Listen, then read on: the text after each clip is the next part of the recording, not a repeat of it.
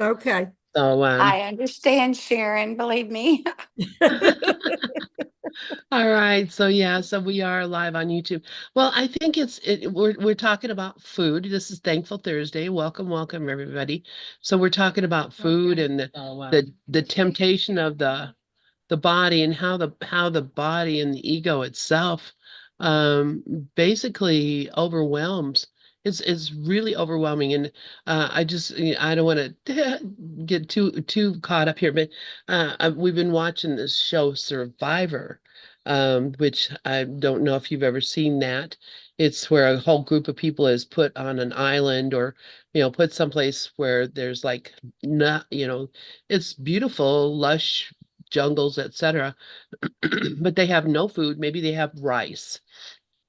And then these people have to, I mean, they're eating termites and catching, digging worms and looking for everything for food. And then it's just a great study to watch, because then throughout the program, they motivate people to compete against each other, and they motivate people with food. They'll have people, they're standing on a post holding a rope that has a bucket of water on the other end, and as long as they stand there and hold the rope, they're cool.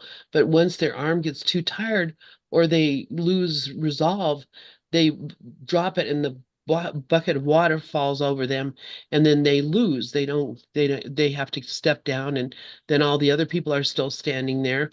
But then the guy comes out while they're standing there, and believe me, they've been starving for days, and so they've been, doing all these, eating bugs and all that. So they go to this competition. They're standing there with their arm holding this rope, and and the guy comes out with a tray of donuts, and he's like, all right, if anybody's willing to lose the challenge right now, drop your rope and you can have these donuts. And I've seen people, it's a contest to win $1 million. So You don't if want you go through all these challenges for 39 days and do all these challenges, the one person that's left after all of it wins $1 million. So it's a contest to win $1 million. So the guy's going, are these donuts worth $1 million? Is having a donut after, days of being starving and eating bugs, worth it? And people will just drop the rope because they're so tempted by the donuts. But other people will just stand there and hold the rope because they are more motivated by winning the money. But then there are people who are really tricky, and I saw one yesterday where there's a guy and a girl, and they're left standing there. I mean, there's a lot of different competitions, but this one I'm particularly talking about. The guy and the girl are left standing there with the holding the rope, and the girl says to the guy, and the guy and the host brings out this huge tray with a pizza and with burgers and donuts and all this stuff on it. And he goes, "All right, if anybody is willing to drop the rope, everybody here can eat this food. But if you're not willing, then you're just going to stand there until your, arm wears out." And so the girl who is real crafty, and she's the one that actually won. Oh, look at that robe. Isn't that gorgeous? The girl that was real crafty, she says to the guy, "All right, if I guarantee you I won't vote against you if you will drop the rope so everybody can have these food." And then he says to the kid says to everybody else that's waiting over there, "Will you promise not to vote for me?" And they all, every single one of them said, "We will not vote against you if you drop that rope and let us have this food. We will not do it." But you saw the cameraman showed people were having their fingers crossed behind their back when they were saying this, flat out lying to him. Everybody totally, like 12 people, all lied to him about, yes, we won't vote you out if you let us have this food. So the kid is guaranteed he's not going to get voted out. drops the rope, everybody gets the food, right? And they're all really happy. That night, guess what happens? They vote They him out. vote him out. They I'm voted him out. years and years and years. That was Suzanne's favorite program. Oh, okay. So she saw all the chicanery that people did, all the tricks that people did, and all the things that people, the lies and the Pure ego. just, Pure ego. it's like, oh my gosh, am I watching the whole parade of humanity here with the ego in charge? Is this, honestly, it just was just phenomenal. And I get upset about that. I'm like, who can trust a person in their life who would do a thing like this? And yet you look around and you see I'll come it's back everywhere, everywhere. saying that there's some people that really hold on to the anger that they were double crossed. Yeah, yeah, And they bring it out at the meeting at the very end. yep, yep, You yeah. screwed me. Right. And yet they still vote for the person who did that to them because they said they really learned how to play the game. They did a good job of playing the game. And the one kid that won, one of them, he just at first you thought he was just adorable, but then as went on, you saw how tricky he was and what he did, how he convinced people and influenced people. And then, at the end, when he actually won, he says, "Well, if you saw me in real life, if you knew me in real life, I would never do any of these things. I only did these things because it was the game and that I was playing the game." And I'm like, what? How can you say that? Because there would be nobody in my life that would ever trust me again if I did a thing like that. I would never trust a person that did a thing like that. So it's like, oh my gosh, ego on parade. Anyway, enough about me. I'm turning this mic over to you, Sharon and Dove, and I guess Lori's not here today. So No, she's on vacation. She went away. Yeah. Anyway, do you want me to begin? Yeah.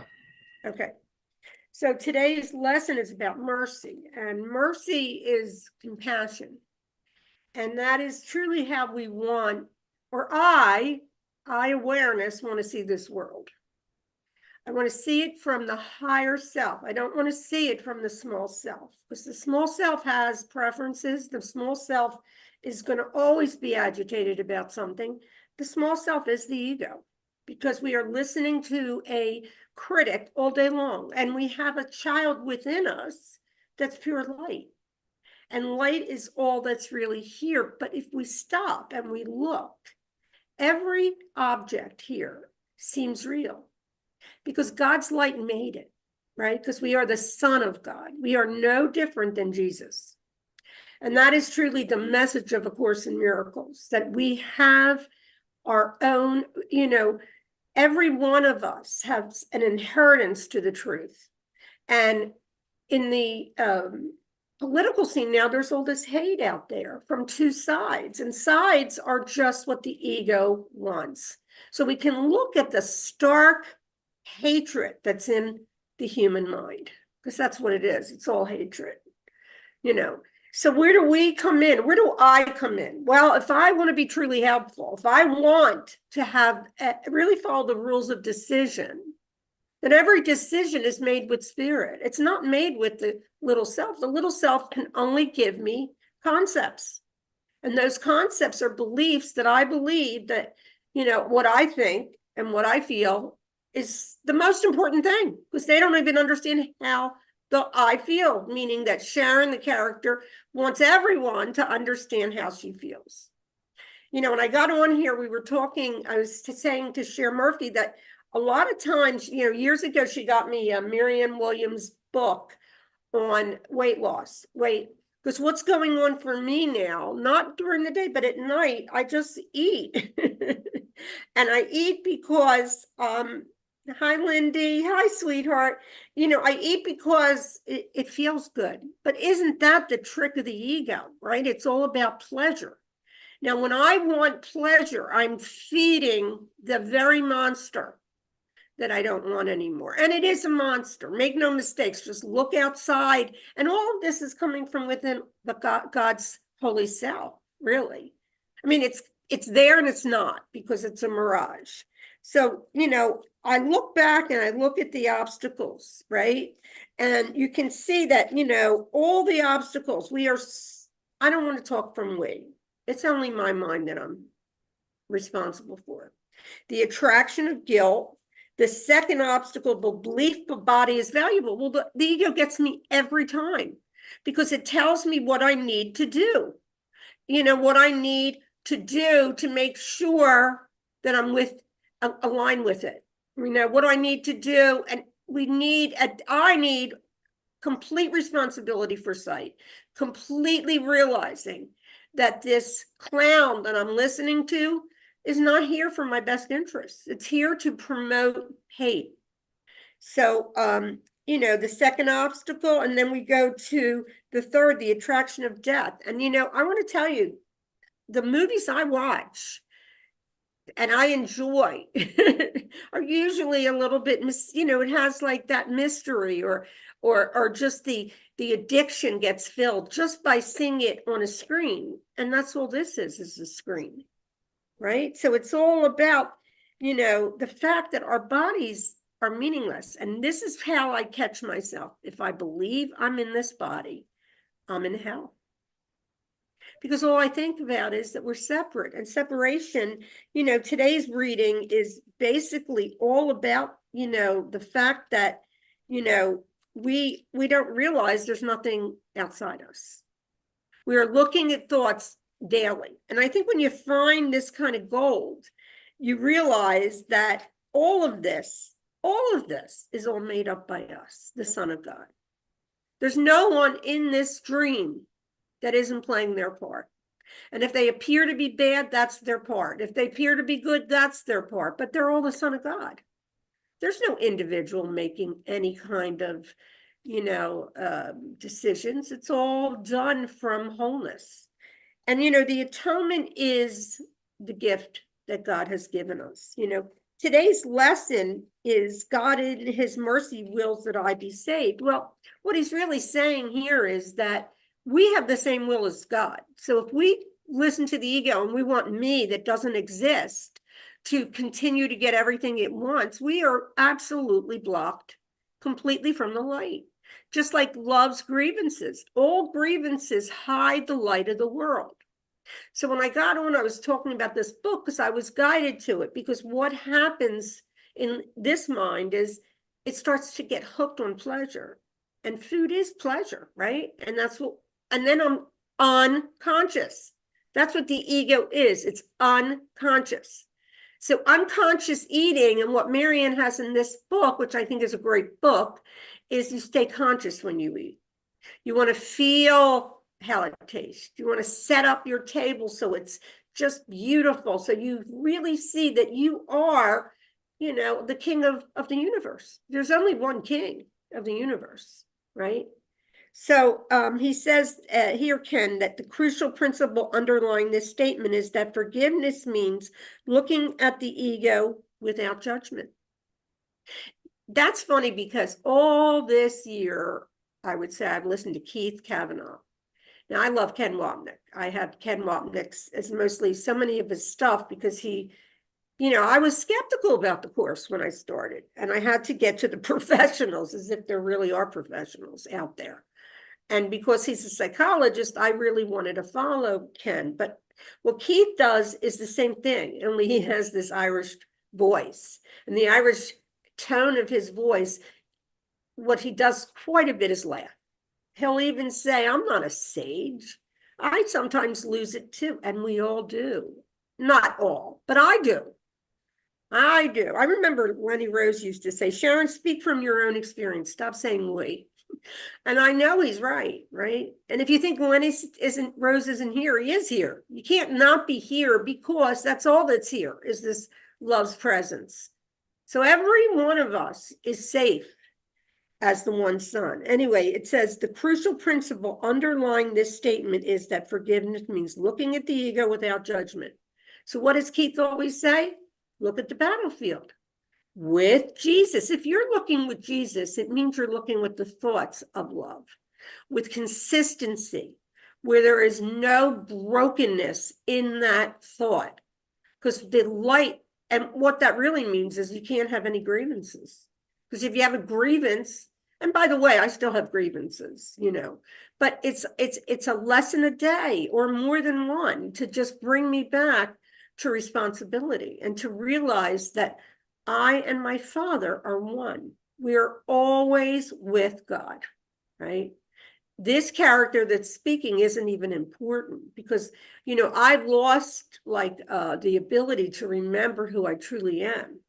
And when I started out on this path of spiritual, unfoldment, I realized that I didn't know anything about God because everything in this world has mixture of stories. Some people are Christians, some people are Jewish, some people are Muslim. None of that matters. Not when we really see that there's nothing outside of us. So the best thing that I can do for myself is say, what happens when I go to sleep at night? Right? When I go to sleep at night, who's there? Just my mind. And it's creating all of the stories, right? So it's doing that here too. So he says, everything I believe hurts me. That's the whole point. If we think we know anything, we're in hell. If we think that we have the power to change this ridiculous world,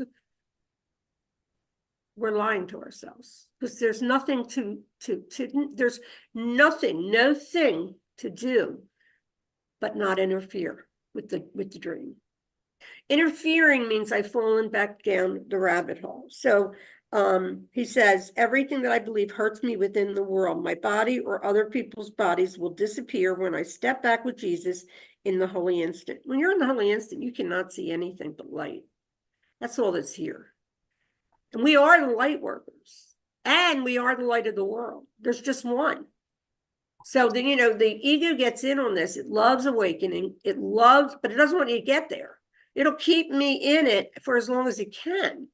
Why? Because it's preserving itself. It is truly a nervous system, period, right? We are always like trying to calm the I don't even know what to call it, this insane thought system down.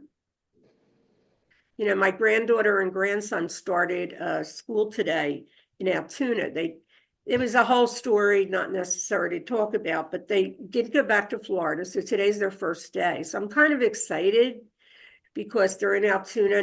Now I have 3 here in Altoona and 1 in Philly because I have 4.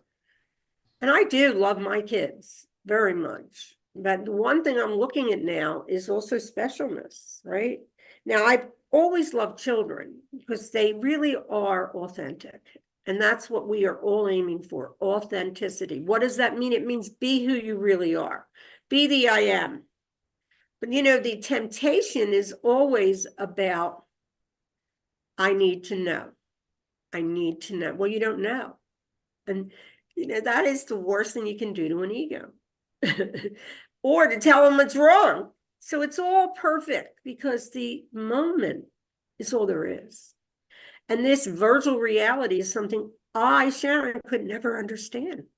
I mean, I'm going to be 70 in January and I have no clue, absolutely no clue why, have I been here 70 years?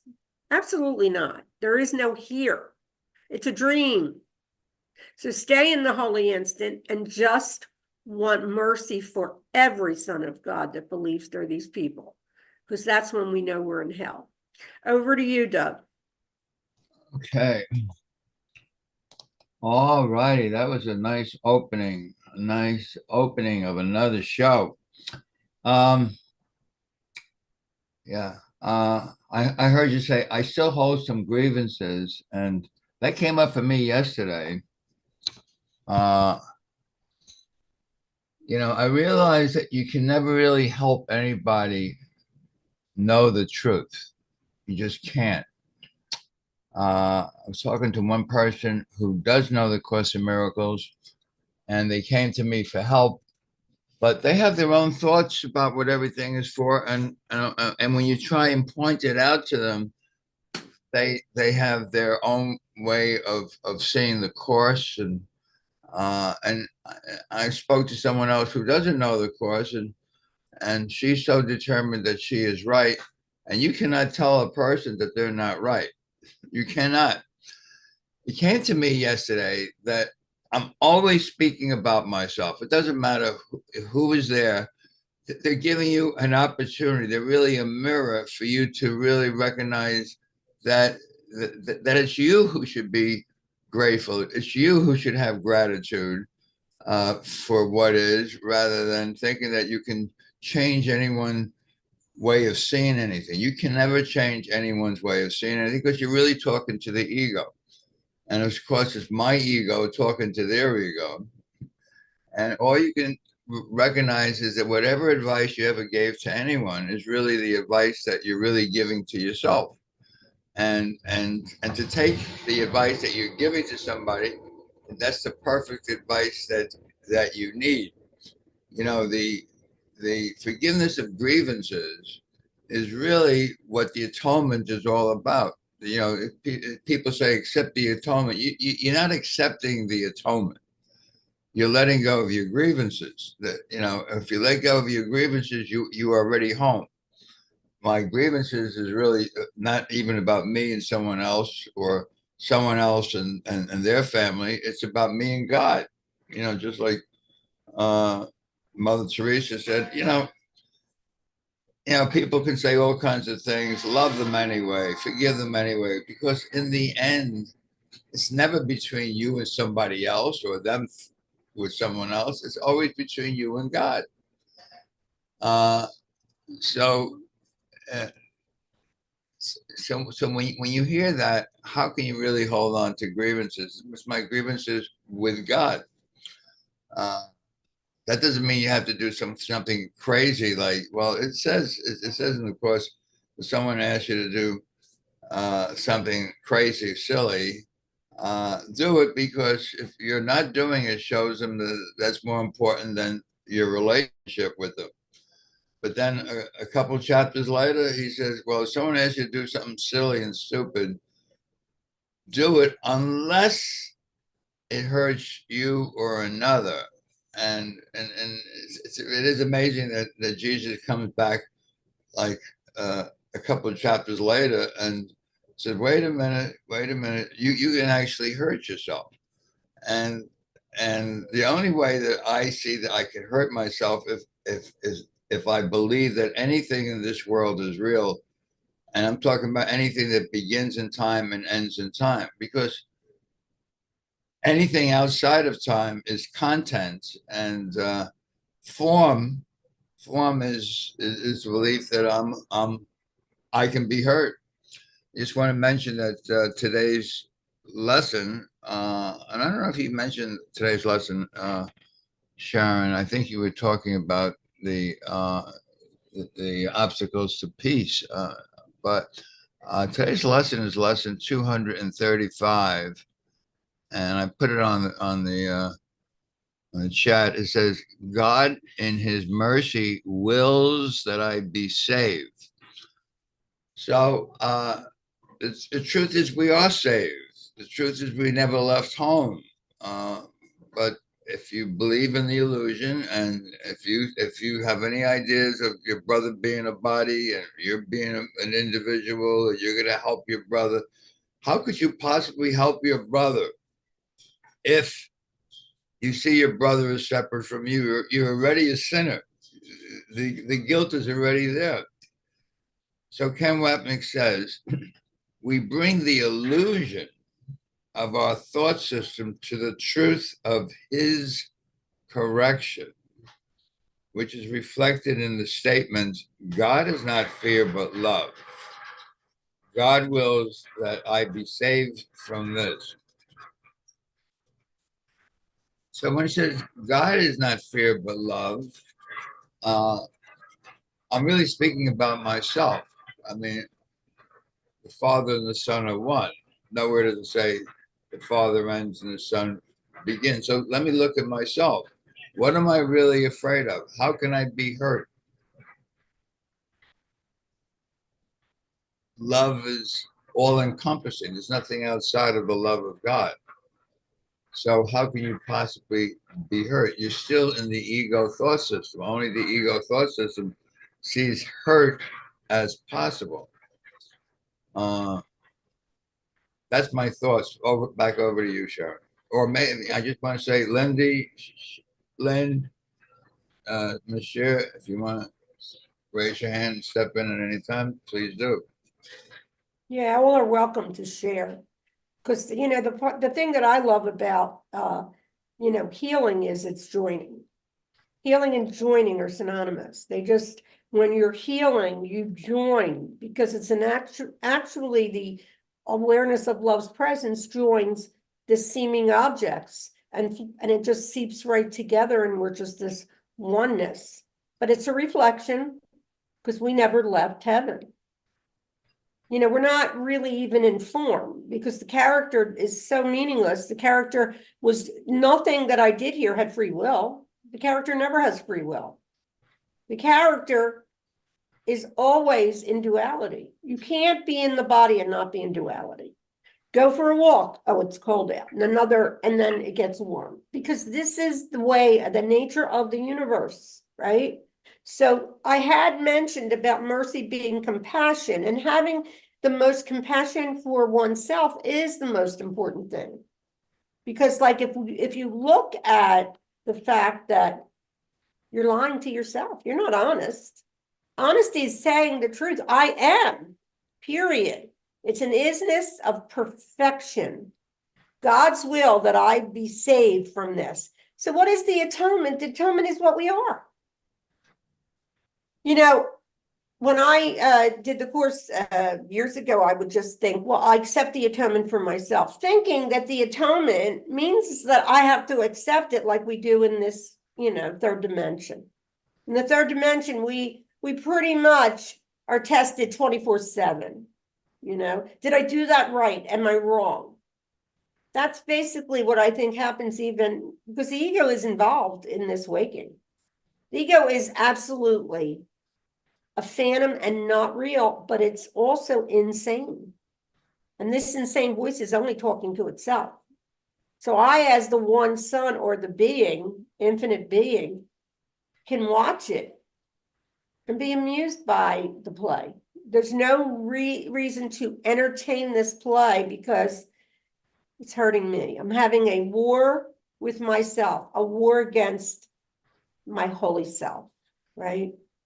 So it says, the substitute reality where Jesus asks us to look at the forms in which the original error seems to come are special relationships. And I have to tell you, that's a tough one.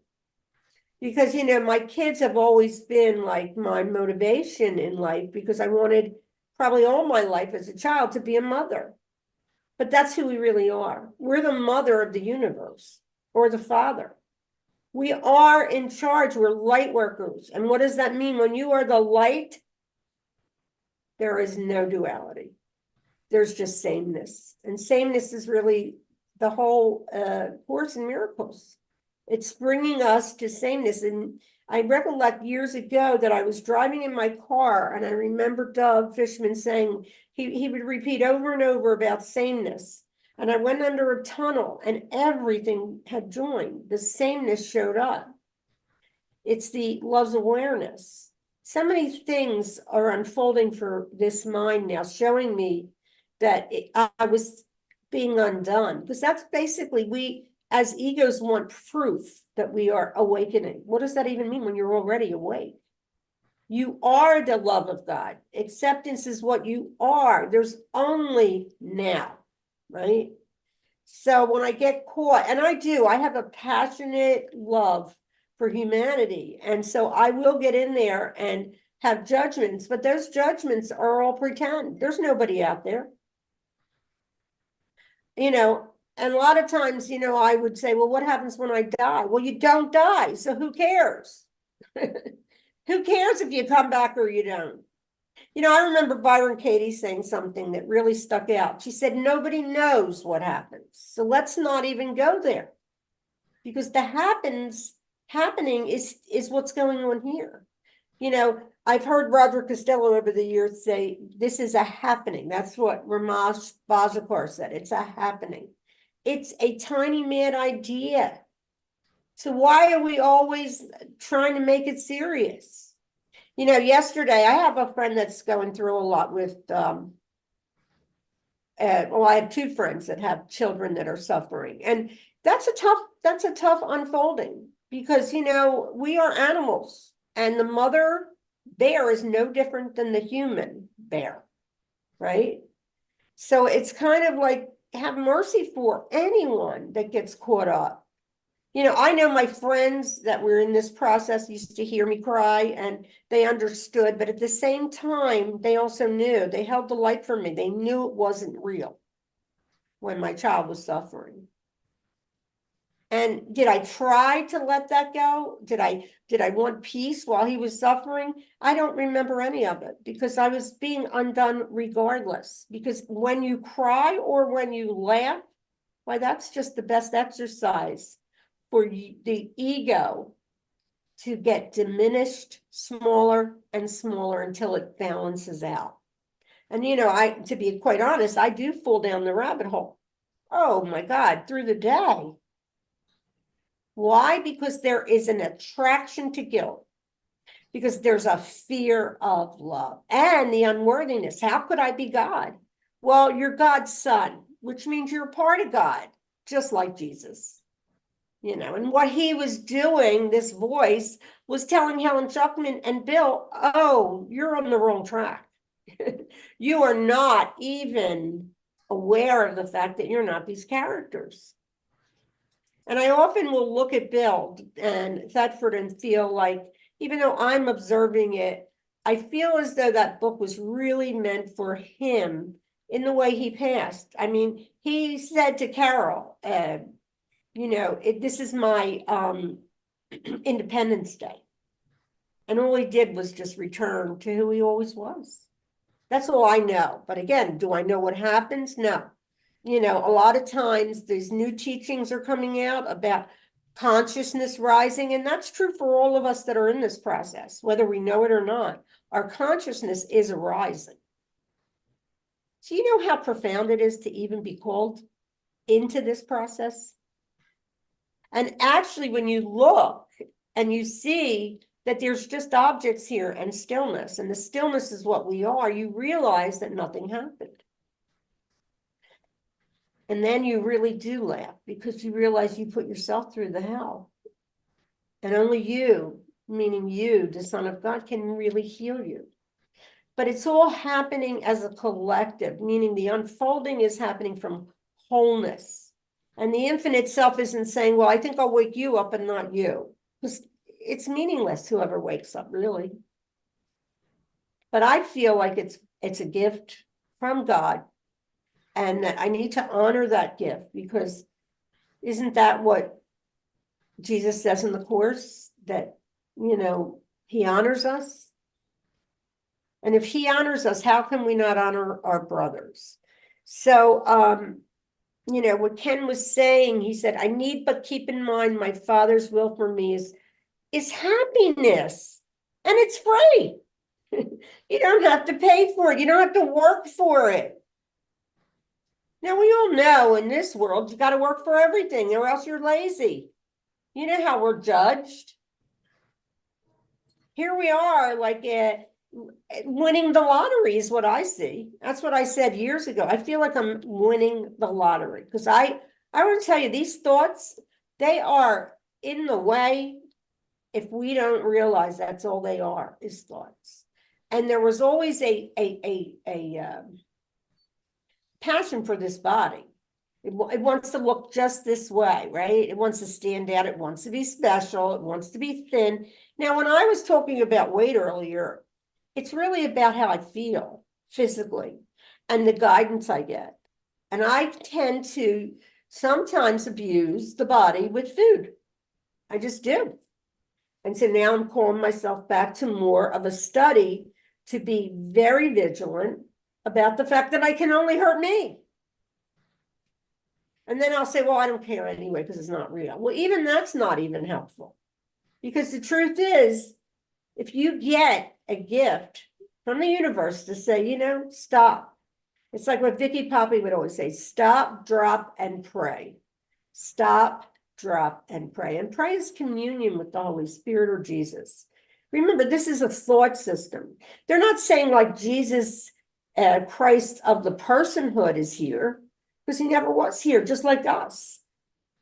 But his love is here because he was able to see the face of Christ in all his brothers.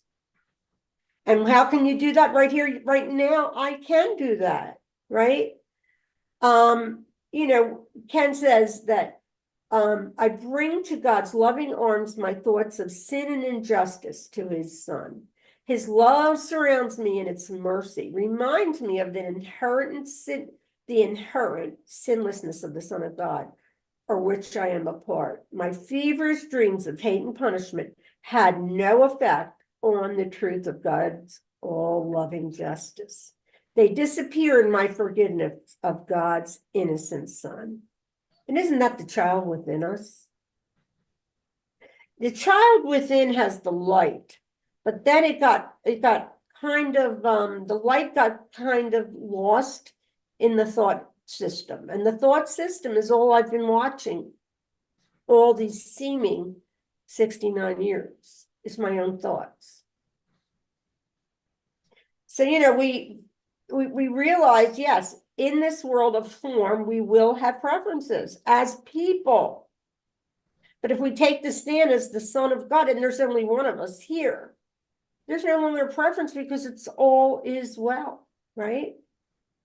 So he says, my feverish dreams of hate and punishment had no effect on truth of God's all loving justice. They disappear in my forgiveness of God's innocent Son. You know, it's funny because the Course in Miracles had a lot of Christian language, and believe me, if you look at, you know, what they really mean, like sin is not you're bad. It means you think you're separate.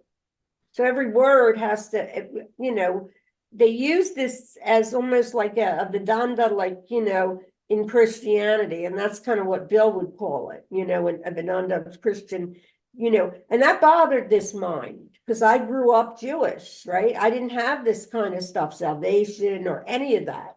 In fact, I didn't have a relationship with Jesus like a lot of my friends.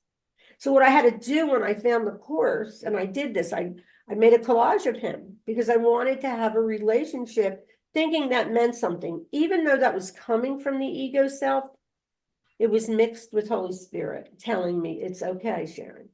If you want to have a better feel of this character, do what you need. Because I was kind of afraid as a Jew. I was afraid to just, you know, my mom, I called her like one day and I told her that, you know, the Course has Jesus speaking, and she took it as if I was telling her the work that I was doing. I was telling her basically this is a dream. I don't think she could handle any of that because the ego blocks it anyway. It blocked it in her. But she went, okay, doll, and called my sister and said, oh my God, Sharon's going to be Christian. And I had to call her back because my mom brought us up like, you got to marry Jewish, we're Jewish, you know, and that's just what happens to people. We get nailed in a corner believing that we are separate from our brothers, that we have the right as Jews to own Israel. And of course, that's out in the world and it's coming from within. But I don't have like, you know, my siblings that are more religious than I was, they're concerned about Israel. Well, I'm concerned about both because I see myself as everybody's a mirror of my mind. So I do feel on a level of non-judgment, just compassion, that they need to stop this, because what they're doing to Palestinians is as painful for anyone as what they do to Jews. But the special relationship to Judaism is one of the things that this mind has dropped. Now, it's still there, by the way, because as long as I still have this talking mind in my thought system, or this thought system in me, there will be like residuals of the beliefs, right? But to open your mind and have an open mind and to realize you knew nothing That's a ticket home. Over to you, Doug. All right, thanks for that. And yeah, religion separates and divides. There's no two ways about it. If you think that your religion is better than others, you're that's the ego's entire trip. I'm right, others are wrong. We welcome Karen to the circle here.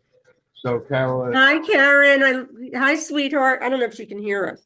if Karen wants to join at any time, you want to. If you want to bring in the latest word from Holy, I wanted to say one thing, though, and then I want you to get right back to what you were saying. I was just listening on, I guess, the live YouTube. I was listening live, and I was listening to Sharon talk about eating, like, how in the middle of the night she gets up and eat or whatever, and how we feel guilty about doing stuff like that, right?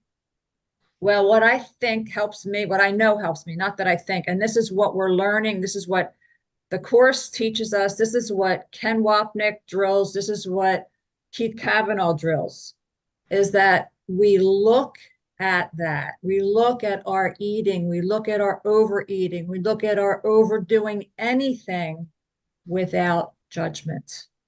We look at it without judgment. And that gentleness, being gentle with myself, not judging myself, saying, oh, it's not a big deal. I'm not this body anyway. So what, and I know physically I might pay some consequences the next day. I might feel sick. I might whatever, but that's the price you pay if you're going to do what you do, but don't judge yourself for it. You look at it gently, lovingly, with a lightheartedness. And I thought of you, Sharon, because you're such a sweetheart. And so don't worry about it. Just look with the Holy Spirit and it's all good. That's all I wanted to say. every time I hear you say, you're such a sweetheart, I'm saying, she's talking about herself. You're such a sweetheart, Karen. You really are. Okay. That's, talking about eating and judging and all that, I'm a nasher, and probably I don't know how many people know the word. I know that Sharon knows it. So when you nash, you eat whenever you want, and you certainly don't judge yourself for it. So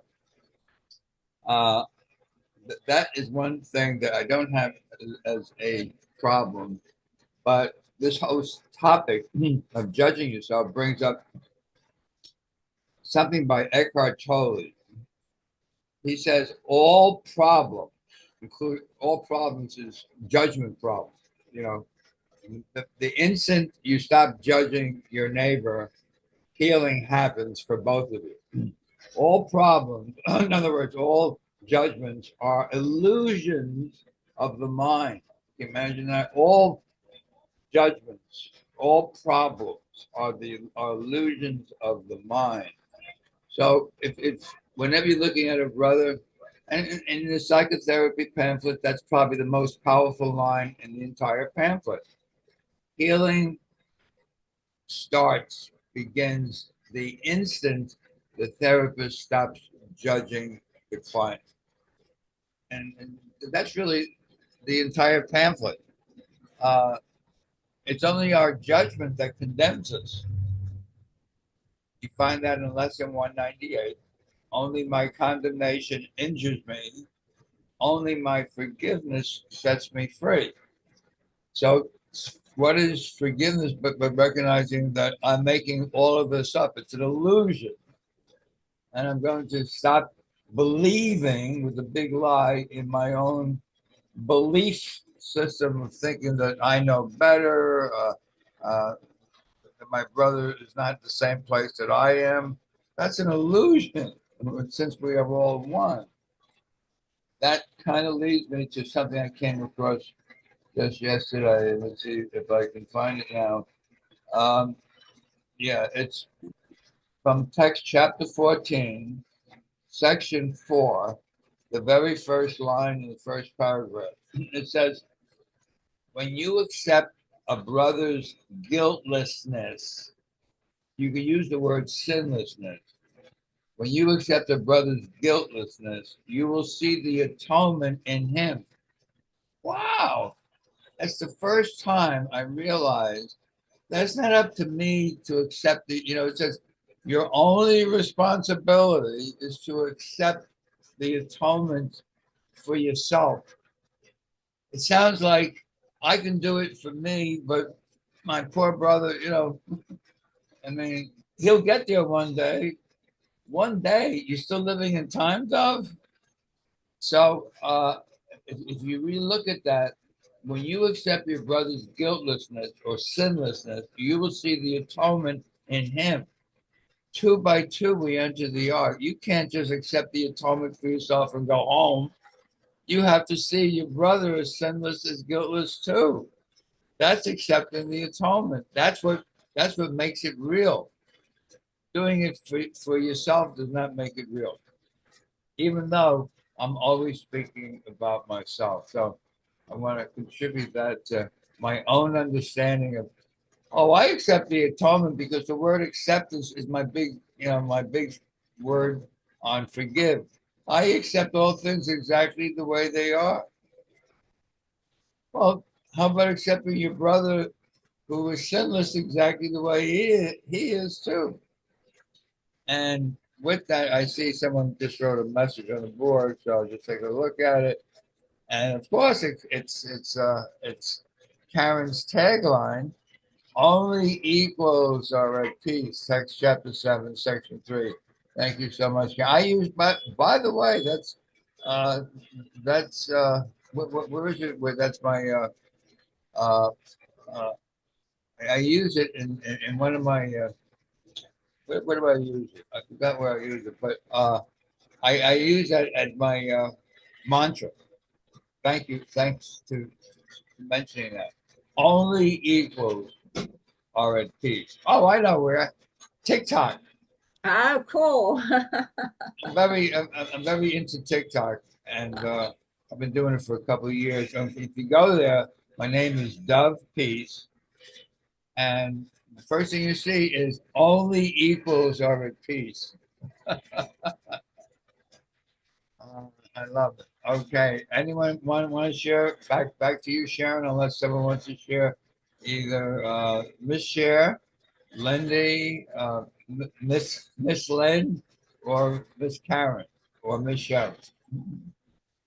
Well, I can say that Lindy wrote something interesting. She wrote, "It's such a rude awareness to find out I have been an egotistical manic all my days, that I separated my being from my creator." And that is kind of shocking. This happened when and it's not 20 years that I'm doing the course. I think it's like 16. And it wasn't always the course, but it's all the same. It really is. I pulled out Gary Renard's book because and I wanted to say the truth. My mind used to go on and on how it didn't like his voice. And now it's not doing that.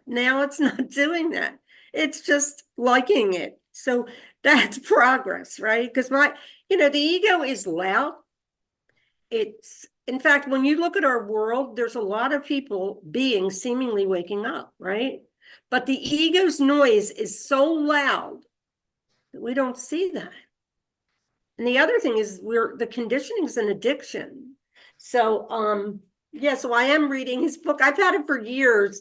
And I think it's kind of funny. Do I think everything in it is true? Well, no, of course not, because it's still his dream. But I take what I like and leave the rest. Like, I don't know that we come back, or I don't know that you keep coming back, or he was this person or that person, because you know what? As the one son, we do come back, as the I am presence. But as the personhood, no. But how did we even get this far? And it's not a race, because it's what Dove said. If your brother is not interested in this work, you see them as the Christ anyway, because they're not being moved to do that. This wholeness of what we are is a movement. We are truly being moved. It's a simulation. So like my husband, I often say we went to Regina's. It wasn't Regina. It was Dietrich Warsack's about 8, 9 years ago, to him in Colorado. And it was still, I was still really in the beginning of the course, and my son wasn't doing well at the time. So I just cried a lot, but I did find that my husband had this very interesting thing. He was going to sleep, and he was falling asleep, and he saw himself lying on the bed. So I thought, oh my God, now he really should investigate what that means, but he didn't. And why is that? Because he's not being moved to. So now I just respect because, you know, I thought, well, he already knows. I mean, I didn't see myself, he did. And I guess you guys remember when Regina was an apple? Remember when Jasmine was eating an apple and she became that awareness? That was truly a really good gift that she gave us that day. Because that brought me right into seeing that the awareness, the I am. Okay, Scrub. I want to just tell you one thing. Scrubby is a tyrant, okay? He really is. Like, if I don't give him food, he growls. I'm the worst dog mother because I have very little boundaries. But, you know, I laugh about it because why does it matter? I love my dog and I think he's just as important as everybody else. So when I have them over here for eating, he gets a platter and he eats with them. He doesn't eat all the junk, but he eats his food because he's an equal. So that's the truth. My dog is an equal. I got to treat him that way. Actually, I am kind of judging myself because, like, you didn't hear him, but before he started growling at me because he was hungry. Like he does that. Anyway, I want to hold this book up. This was given to me by Sharon Murphy, A Course in Weight Loss, 21 Spiritual Lessons for Surrendering Your Weight. It's not my weight that bothers me. You know, I physically, I could care less, right? But I have like, all right, Scrub, come on, calm down. Anyway, he's a dog, so we will give him a chance. But here's the thing. I guess he wants to share. Anyway, the idea that all Marianne is saying, surrender every time you're hungry. Surrender. You don't know what to eat. You're right away in the right mind. The right mind is automatic when you surrender. So I'm going to do this book. I did it with Sharon. We just quit. I don't even know how long ago it was. She wrote, dear Sharon, I love you. We're both insane. Let's just accept it. Keep laughing and never give up. Trust the divine mystery. Are you there, Sharon? We both have so much to offer the whole world. Yeah. I am here, Sharon, and I don't know, my picture froze, which was fine, but that is so perfect. And I can't believe I'm still struggling with my addiction with the food. Well, It's been we're only awful. in the now, so a judgment's only going to hurt us, right? We just weren't ready. You know, for me, it's about the fact that I have digestive issues. That's Me why too. You know I do. We have the same stuff, Sharon. Yes. My legs are all inflamed, and ever since my mom fell and on the July 13th, same deal that when Trump had his ear blown, I've been not the same because I know the world's crazy and my mom's going through all her stuff. We put her in memory care. But a good excuse for an addict, but I just have to calm down. Yeah, I mean, we can use excuses why we eat, but it's really just the ego. The Yeah. ego wants to distract us. That's why when you worry about the election, and I'm speaking for myself, I'm looking at something that's coming from within, and I'm actually believing in separation. So all of that has to be brought back to the present moment. Anyway, I'm going to pass this to Dove for the final goodbye for the week, and I hope Lori's having a great time. Oh, Lynn, I'm sorry. Yes, Lynn. That's okay.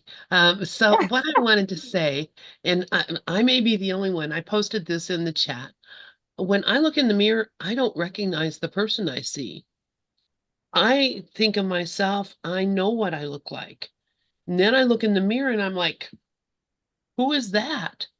And it's not like I see a younger me. It's not like I see it doesn't look like me at all. In fact, that's why I colored my hair for so many years. I try to color my hair dark because I see myself as a dark-haired person. I see myself as a tall, slender person.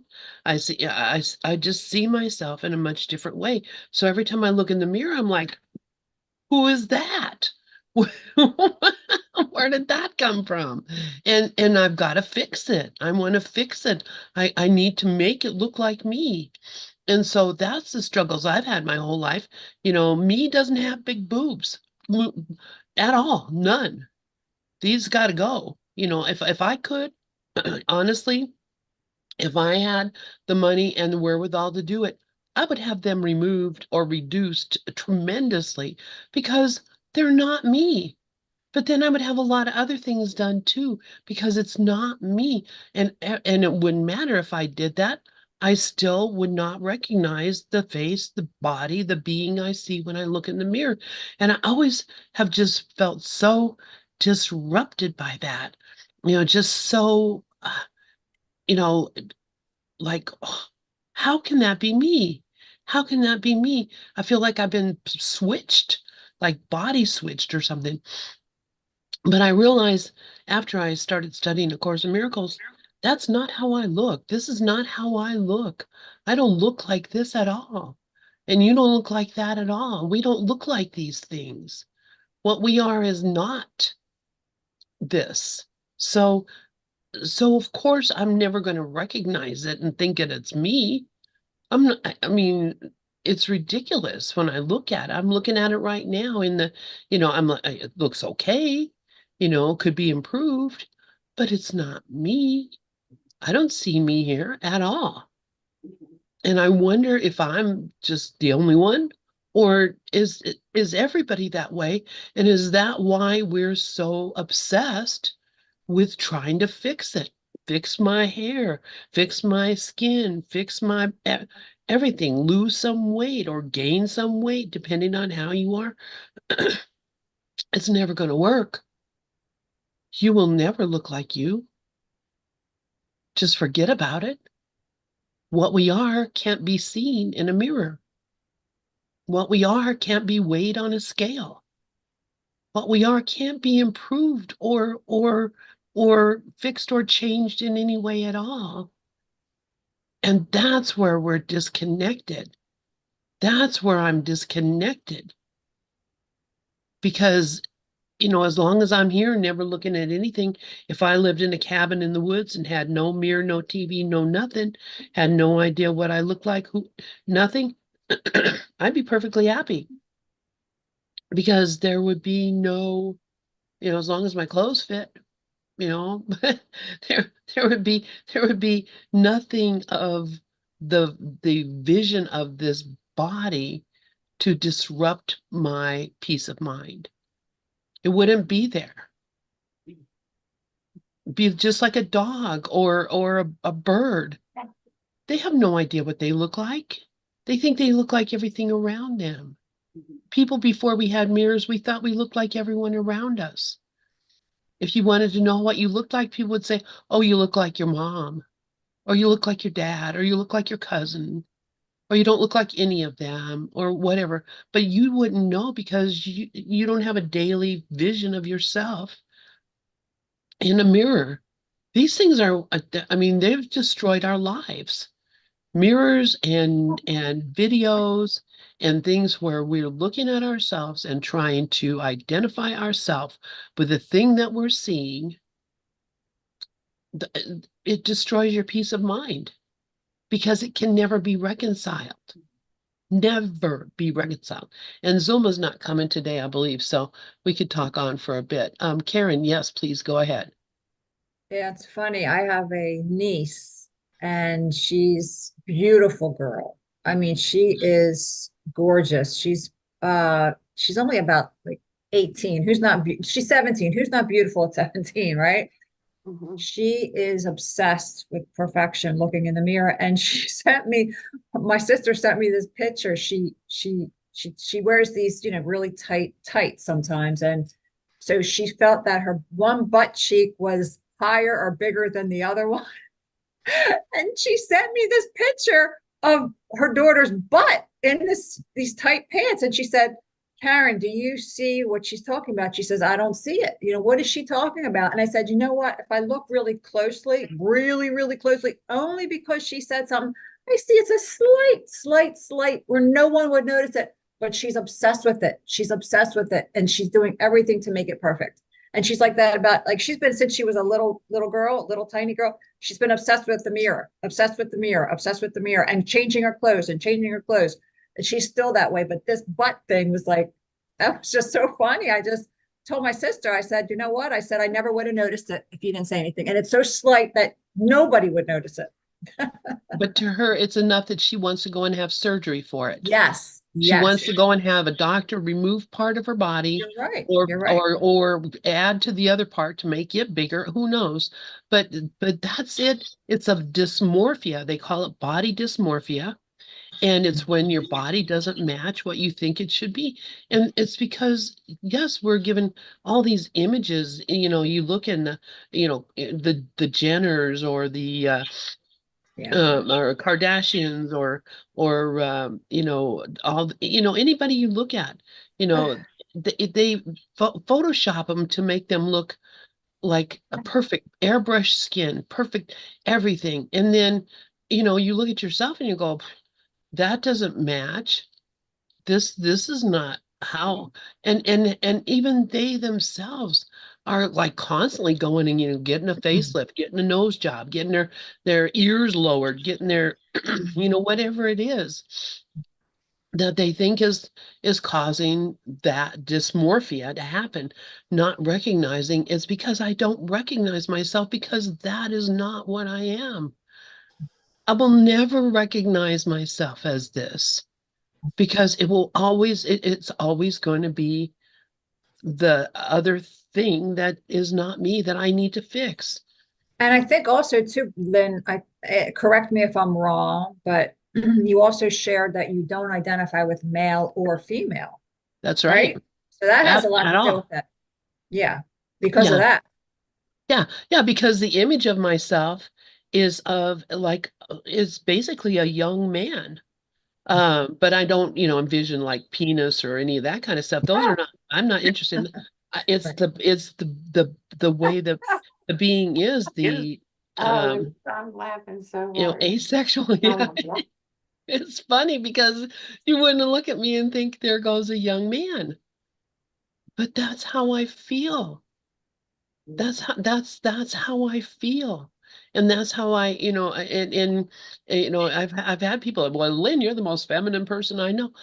Yeah, because I really like to wear, you know, pretty things, and I like, I got glasses with jewels on them, and because I like sparkly things. Yeah. So, that doesn't make any difference. I still wish I was built like a man, you know. I still wish I didn't have all these feminine, I hated all of it.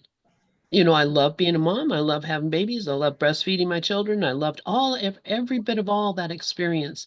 I didn't say, oh, this shouldn't be happening to me, or I wish it never occurred, because I was, I'm thrilled about it.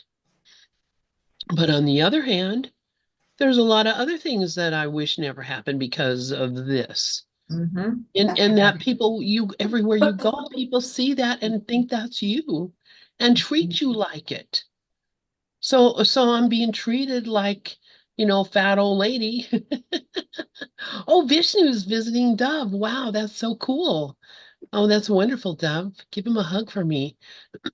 But yeah, if I'm not seeing myself as a fat old lady and I see myself in the mirror, I'm like, whoa. I have another niece, since you mentioned the breasts, and she always had very large breasts. And she's also a very young woman. I think she's 20 or 21 now. And she had some money that my grandmother had left her, and she decided to use that to get her breasts reduced. And Mhm. you know what? She is so much happier now. She was self-conscious, she was unhappy, and she also went through a stage of, not knowing her sexuality. So it's kind of the same thing what you're saying, but similar, but not exactly. And so she got them, she got them smaller. And now that she got them smaller, she's happier. She feels better. Her back doesn't hurt like it used to. It will put a lot of pressure. So for a lot of reasons, she did it. And I have nothing against people who do that. If they can afford it, do it, and I know we're not this body, but like while you're here, if there's something there that you really feel, like my sister, she had her teeth were all rotting. All her teeth were rotting. And she had this bacteria that was, she couldn't control, was something that she just couldn't control. And so she went and she had this, I forget what it's called, but it's this thing you put in there and you have to use it every single day. This like a, it's like a, almost like a plate, but it's plastic. I can't think of the name. I'll have to ask her. It's been years. But anyway, it cost her a lot of money. And you know what she did? She's got guts, my sister, something I would never do. We're so different. We're the same, but we're different. She put up a GoFundMe to help her with this because her teeth were so bad. She wanted help and she asked for it and she got it. She got enough help, God bless her, to get her teeth fixed. She wore this thing, Invisalign, it's called Invisalign. It just came to me. Invisalign. And she did that. And now her teeth look, she kept all her teeth. She saved all her teeth and she's happy. She's so happy because it was really depressing her, you know? So like, go for it. And she had the guts to ask for help and she got it. That's pretty, that's, yeah. And yeah, whatever gets you through the night, as John Lennon so beautifully put, it's all right. It's all right. Whatever gets you through the night. So yeah, and honestly, I think because, you know, I have a lot of trouble with my, in fact, I have two teeth that are cracked, that one of them needs a root canal and the other one is just cracked and, you know, it's sensitive. And then I need a bridge. I need all this dental work. You know, I mean, it's going to cost me a lot of money to get this done, but I went to the dentist and he, you know, he said, well, you know, this is what's happening. You need a root canal. I said, well, I'm going to Scotland. You know, I'm going to go be traveling. I can't even, it's difficult for me to eat. He's like, well, whenever we can get you in. They're getting me in the week after I come back from Scotland to get this root canal and start getting these caps put on my teeth or whatever, caps or crowns or whatever. So yeah, you know, I understand, you know, the teeth problems, the hair problems. Oh my God. You know, I mean, I have, you know, hair, you know, like if I'm having a bad hair day, I have this little thingy or what's there, and I can just flip it on my head and comb it into my hair, and it looks like I have better hair. You know, not right now, but I love it. I it love does. it. You know, I mean, this is what we do because we don't recognize ourselves in the mirror. We don't see ourselves as this body. It's not what we are. And the way to reconcile it is to know yourself, to recognize yourself and what you truly are. You know, it's And- funny because these are not my teeth, right? Mhm. They're implant and they come out. And my hair, you know, I wear a wig most of the time now because it's just a pain in the neck. Now I am going to probably get it colored. It's grown in like gray. It's that salt and pepper, which I like, but it's bad hair. But this is because of the character that I played. She always hated her hair. And you know, it's so funny when my mother was well, I think when I ended up like getting my teeth kept falling out, right? Because I either it was just because I got sick or it was meant to be because my dad lost his teeth. But my mom would be, Sharon, you're gonna lose all your teeth because she was just so like concerned about what we looked like. And honestly, bless this process because I knew when I had to get these that there was in me the knowing, knew that I'm not even, because I was vain, so vain. Are you kidding? I used to look in the mirror a lot. I used to fix my hair. When Jonathan was little, he would say, Mom, why are you looking at the mirror so much? Well, I was insecure. But here's the thing, we don't even know what's right. We can't go by what the ego is.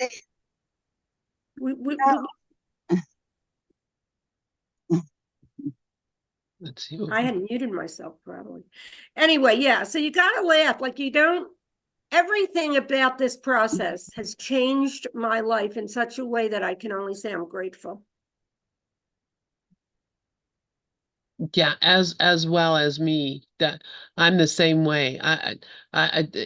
All these things that have happened, all these you know, from starting, you know, from getting hit by a car when I was a kid, and you know, having, I mean, that majorly transformed my body because you know I ended up with, you know, permanent physical injury because of it, and you know, you can't tell when you see me. When people see me, they have no idea.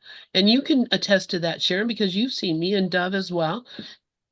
You would not know that, you know, at one point a doctor said I probably would never be able to walk again.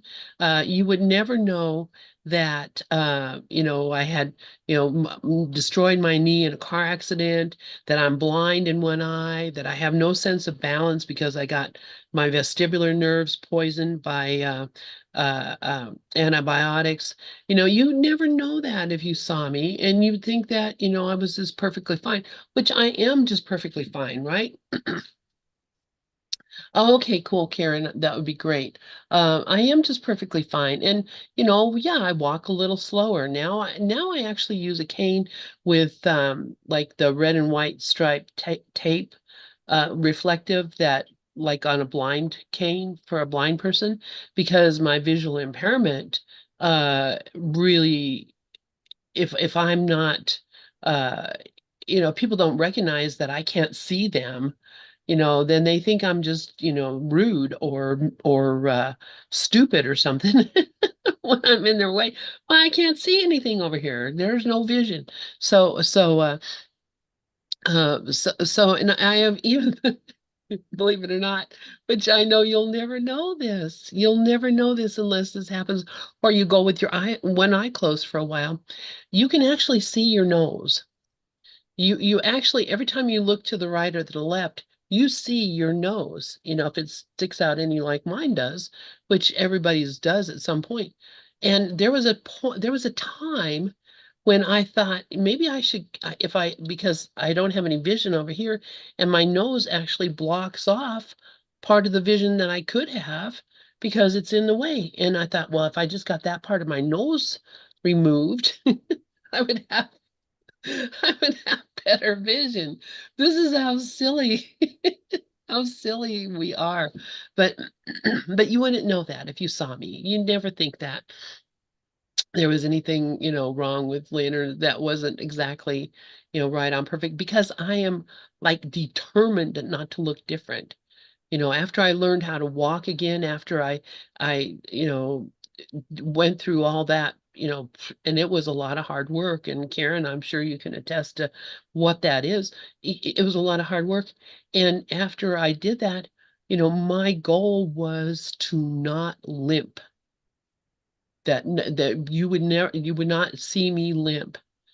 And, you know, my left leg is, you know, quite a bit shorter than my right leg. So I would naturally limp if I were, you know, walking like natural, but I taught myself how to walk so that I didn't limp. And only if I'm really tired. Limp is a weird word. Only if I'm really tired, I limp. But but this is how, I mean, these things are like a albatross around our necks. And I do believe that, you know, when you exit this form, this body, or I don't even think you exit it, all right, because it doesn't actually exist. At not one instant does the body actually exist. So you don't leave the body and you don't come into the body. You're not in the body at all. There's no me in this thing that appears. I'm not here. I'm here looking at this. I'm reviewing a story about it. I'm watching a movie about it, or reading a book about it and imagining myself as the character. But I'm not the character. And neither are you. We're not the character. We're not the body. So just stepping out of that whole thing and just letting it, let myself be what I am. Yeah, let him be what he is. Make not of God's son an enemy. I forget how that goes, but that's how I feel. Anyway, do you guys, anybody else have anything that they like? This has turned into the Lynn show Oh, here. I was gonna say, this is the book. I don't know if I showed you. It's the book that Cher had given me. She got it all. You're not taping this, right? Yeah, I have that book on audio, I do too. Yeah, she that got me this Marianne book. years and years ago when I first met her, and she got. Is Cher still on? No, I think she left. Okay, yeah, because I Yeah. couldn't, or whatever. But you know, I mean, I'm not struggling about the election, but I am happy. Yeah. You know, and I couldn't say anything. I'm gonna turn off the YouTube. So